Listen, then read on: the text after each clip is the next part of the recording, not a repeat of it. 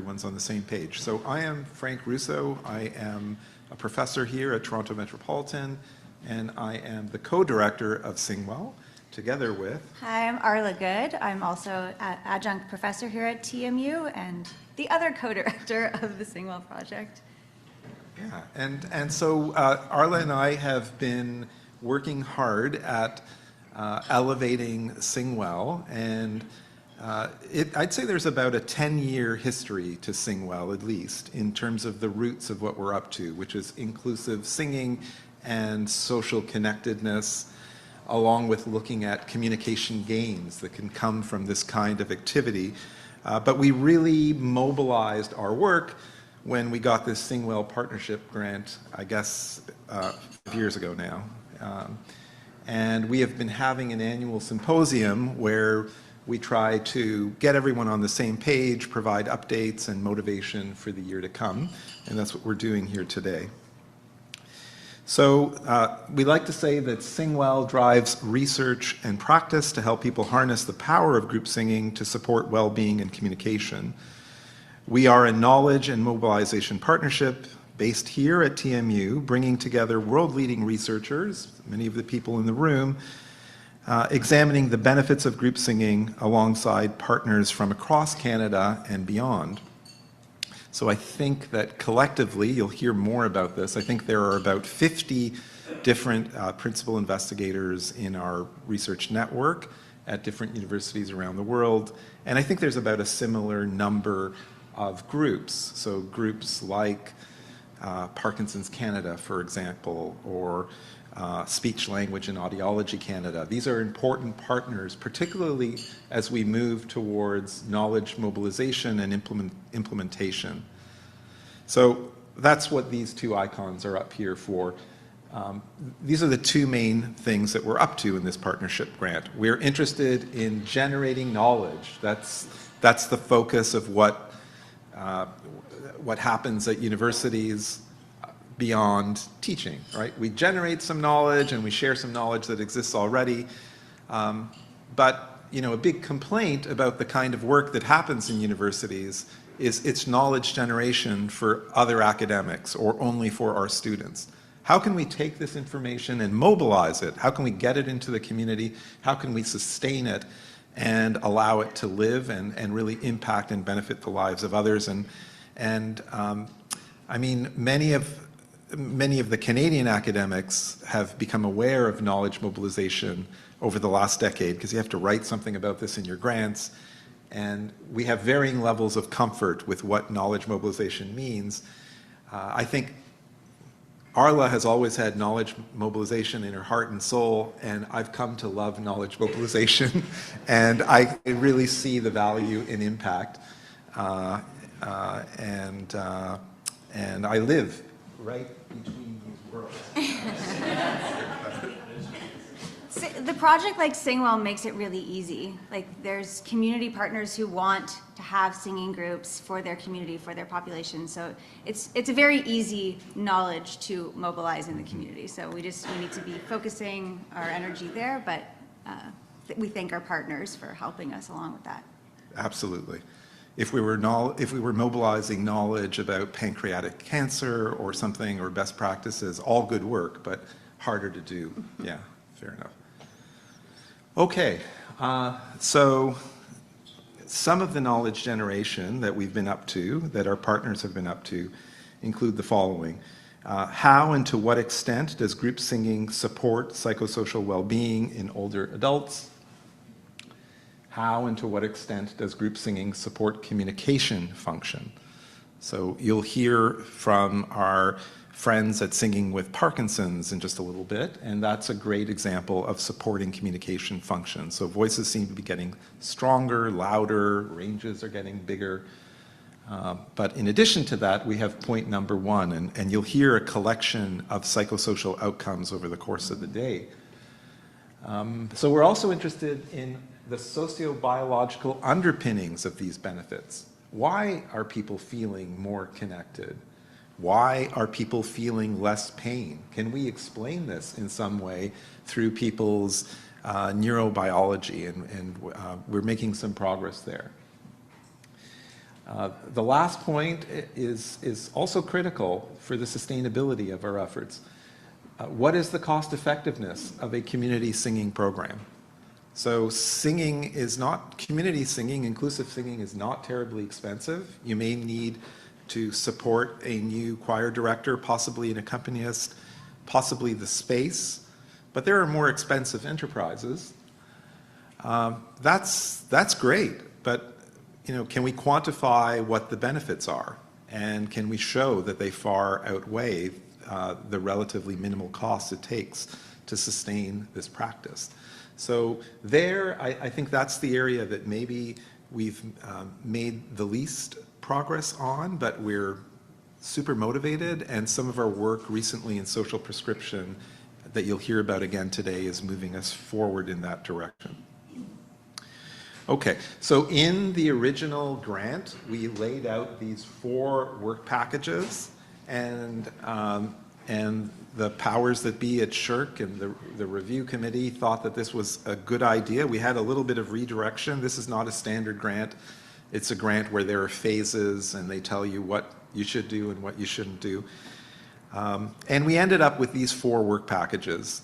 I'm happy to say that we still have these 4 work packages, and we haven't perverted them in any horrible way. Like, we're still doing these things. So work package number 1 is survey and qualitative assessments. So that can involve focus groups, qualitative interviews, and surveys. So what we're trying to do, like for example, we have a survey underway right now, and there are pamphlets. Pick one up. We've done these a few times.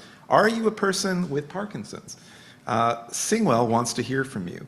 We invite you to participate in an online research study. So what we're doing in this particular study is we are asking people about their lived experience with Parkinson's, changes in their voice, to what extent are they singing, what is their music background, and we actually elicit some vocal samples from them. And maybe I'll leave it at that. I don't want to give too much away in case you happen to be online and you're now thinking about signing up for this lovely survey. But what this allows us to do is to recruit really big numbers. So, we're hoping to, in this case, to get a sample of a few hundred people living with Parkinson's to learn more about the potential dose effect of singing.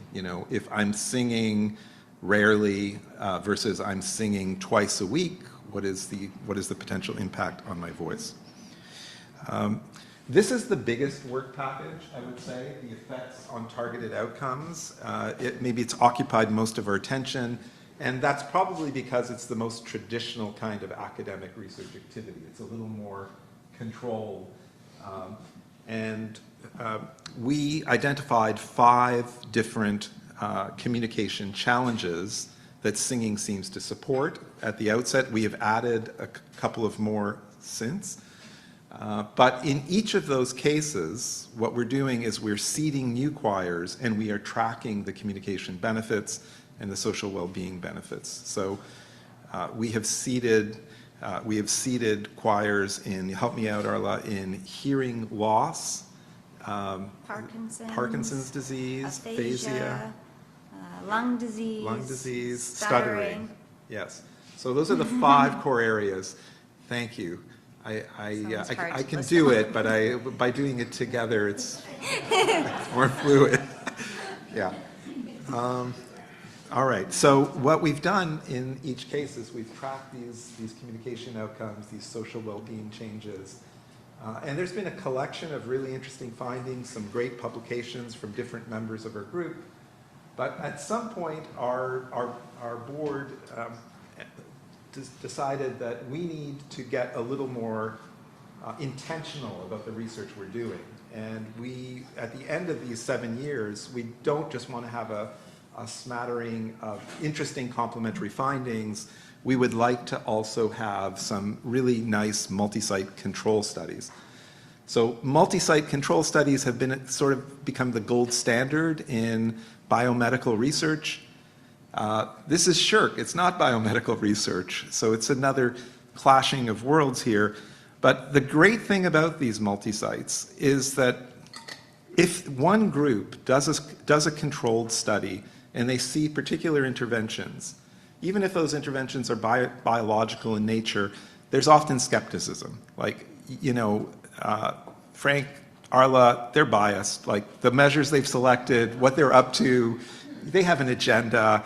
I'm not so sure. But when you have multiple groups in different cities, maybe even in different, you know, in the case of our hearing loss multi-site, in different countries, on different continents around the world, when this is happening and you get similar outcomes, it becomes harder to debate with what people are finding. So it's not just the bias of the researchers, it's not just that particular culture that enabled this outcome to manifest, it's something about this protocol that seems to work. So we're trying to launch a multi-site in most of the 5 indications, and you'll hear more about, I think you'll hear about all of them today, a little bit, except for the hearing multi-site. Yeah. Okay, so social prescription and microeconomics. We've launched and completed our first social prescription study. I think we just wrapped up at the beginning of this year. This program, if you haven't heard about it before, it was a singing program for people with lung disease, and it was done in Midland, Ontario, a little north of here. And it was fantastic because this is a community health center where people come in with particular challenges, and they see a physician, they see a social worker, and people know about our lung disease singing group initiative. And if I know that someone has lung disease and I'm a physician, I could say, yeah, I want you to do these things. I also want you to consider signing up for SingWell's initiative. So we'd love to see more of this. You know, we'd love to see the government supporting it. And as I was saying at the outset, we'd love to track some of the economic realities of running these programs. The 4th work package is virtual choirs. So singing together, we're going to do a bit of that in just a little bit, is fantastic. It feels great.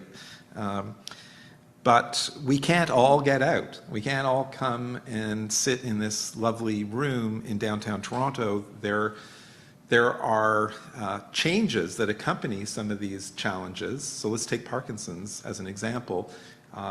Increasingly, as people age with Parkinson's, it can become more challenging to get out of the house. You know, many people will continue to be able to do it. Some people will not be able to do it. But that's not to say that they wouldn't continue to benefit from group singing, you know, combating social isolation, supporting their voice. So what we've been exploring is low latency technologies that enable people to sing together at home. You can't sing together at home through Zoom.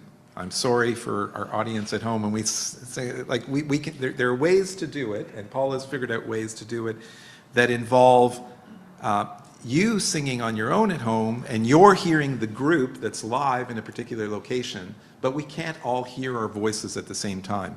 With low latency technology, we can solve for that.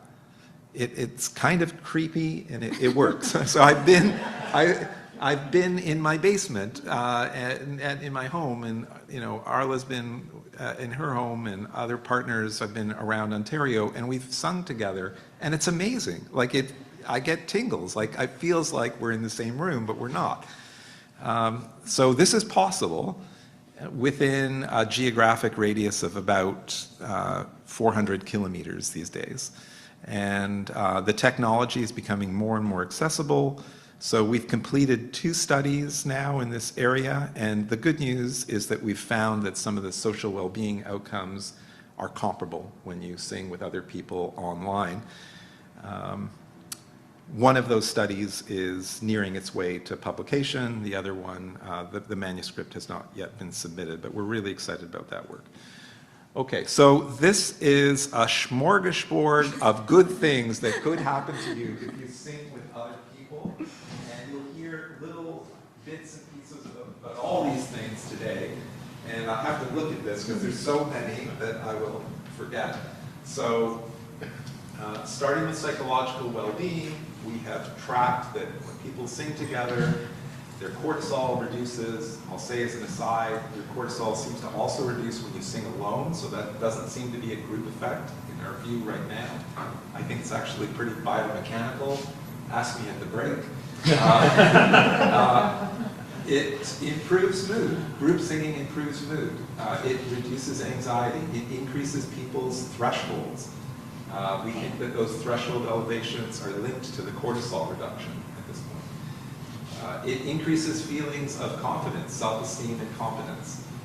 What does it do for physical health? It promotes healthy lung function. There's evidence that it can regulate blood pressure, increase blood oxygenation. It can support immune system function. Social well-being, we have found evidence, I guess we don't know how stable this is, but we have found evidence for group singing releasing oxytocin. There are mixed findings in the literature. I think we need more data. It makes sense. You know, we feel connected. Maybe oxytocin is the biological mediator here, or part of it. But we need more data. We found that. It reduces social isolation. It creates these meaningful social connections. So what happens is that when people sing together, they don't just feel good and feel connected in the moment. They make friends, and often these friends are for life. These are real friendships. So there's this fast connection that happens, and we like to say that that's the butter on the bread, and the bread are the meaningful conversations that happen at the break.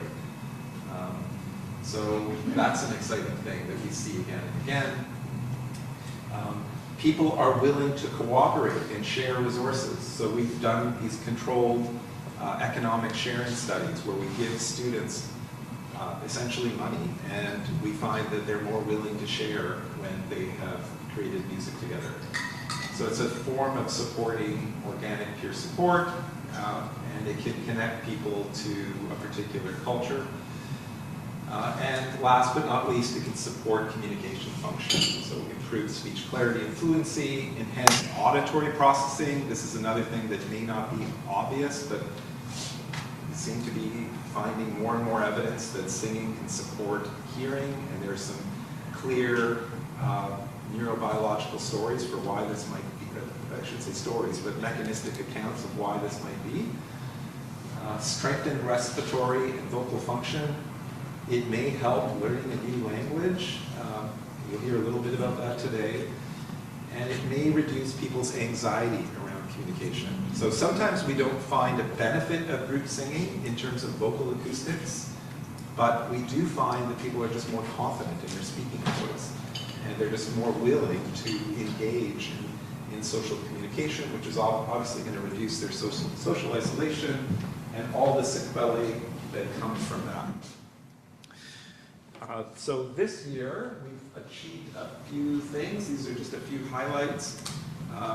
We have completed, or we have ongoing, multi-site data collection for our stuttering multi-site, our newcomer multi-site, hearing loss, and aphasia. We had a call for proposals. So from the network, we launch a call for proposals every year. You're welcome to submit a proposal if you haven't already. And 5 of those were approved this year. We had 4 peer-reviewed publications from the network that we're aware of. It could be more. 3 more under review, 8 conference presentations, and 6 public presentations to open groups. We also had 3 completed summer internships. So that meant students coming here and learning about assays for cortisol. It meant a student from the University of Prince Edward Island going to Oldenburg, Germany to learn about their group singing initiatives. Great. Thanks, Frank.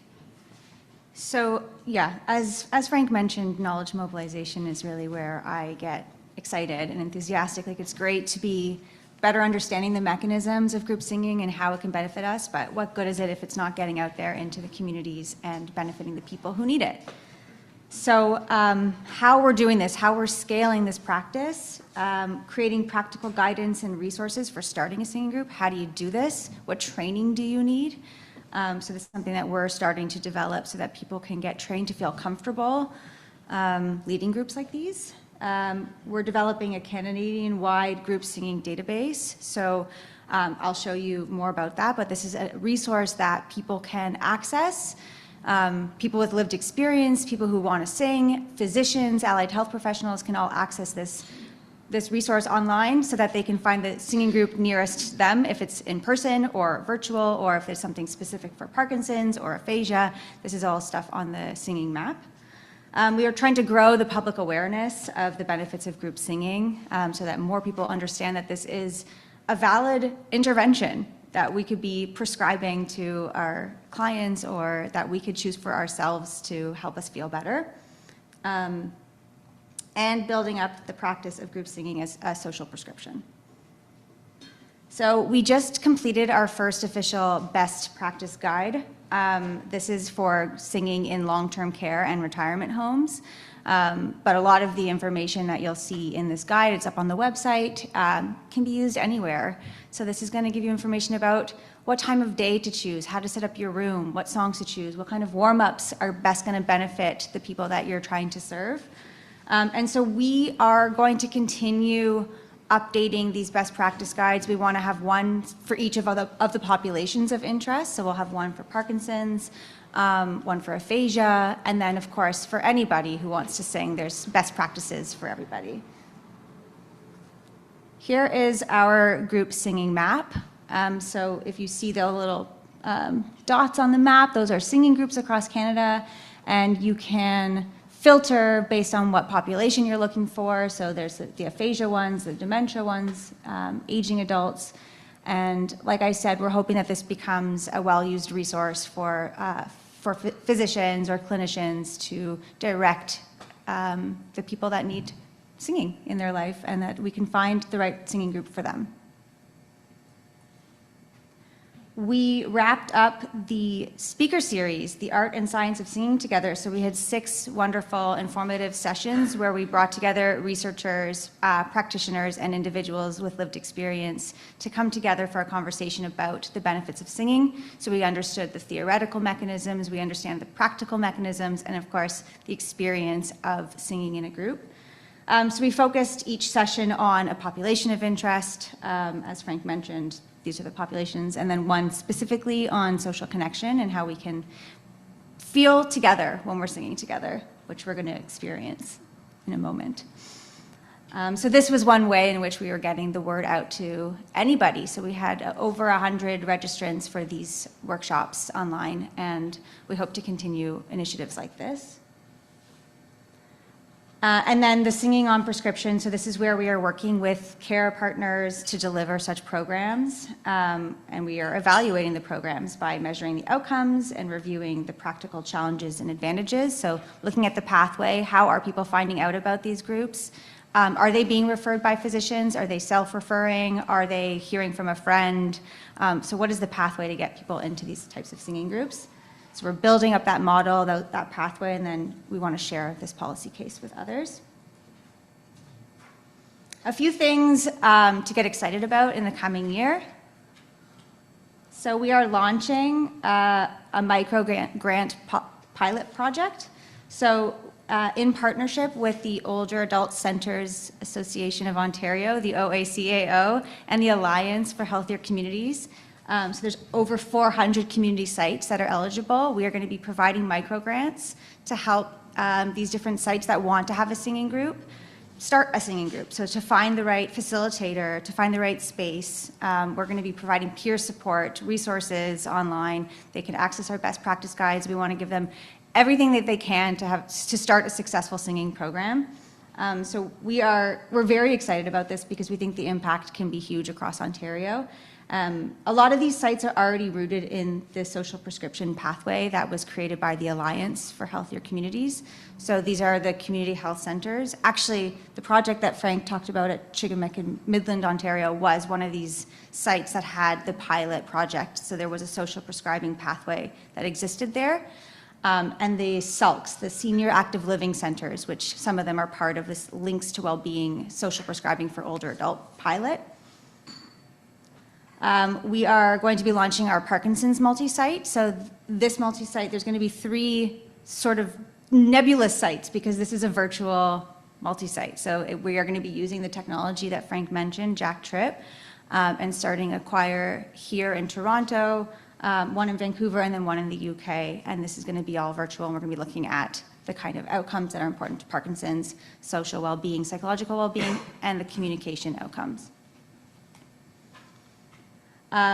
For all of those who have received funding from SingWell and are running their studies now and collecting data, there's a reason we gave you a sort of set of questionnaires that we found important. So studies across the project all were using some of the same measures.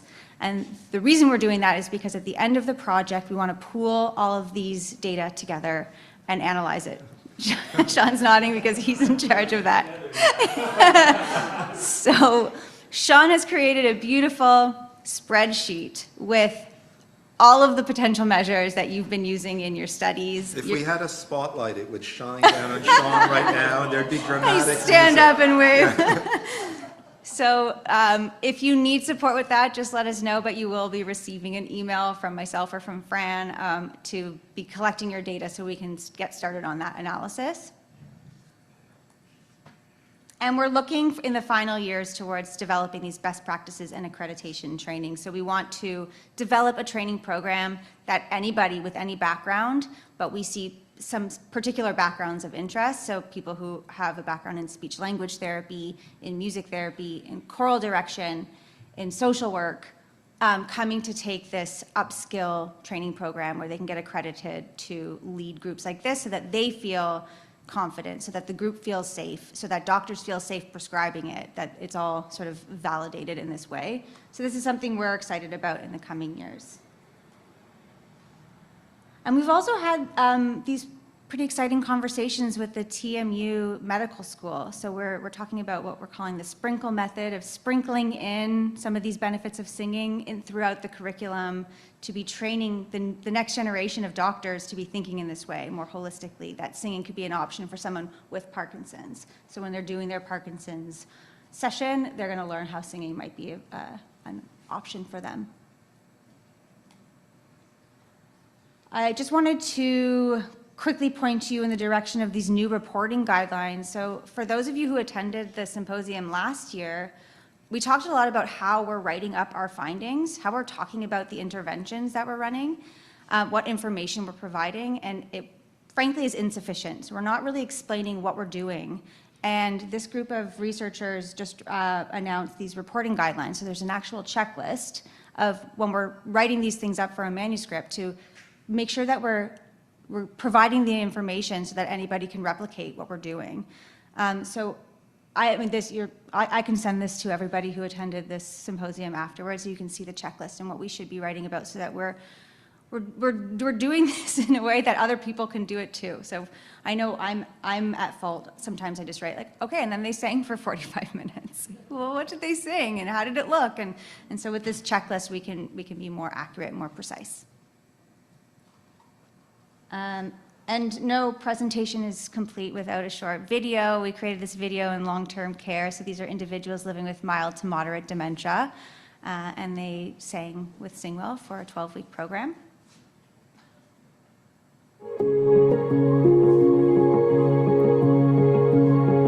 I like to sing. I think singing really brings you right out of yourself. I think it's really important.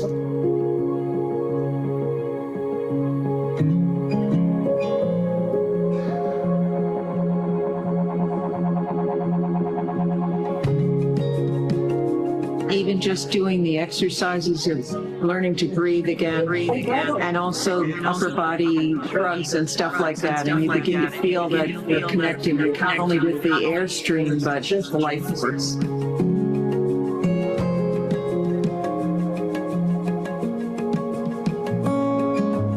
Show me the way to go home. I'm tired and I want to go to bed. I love it.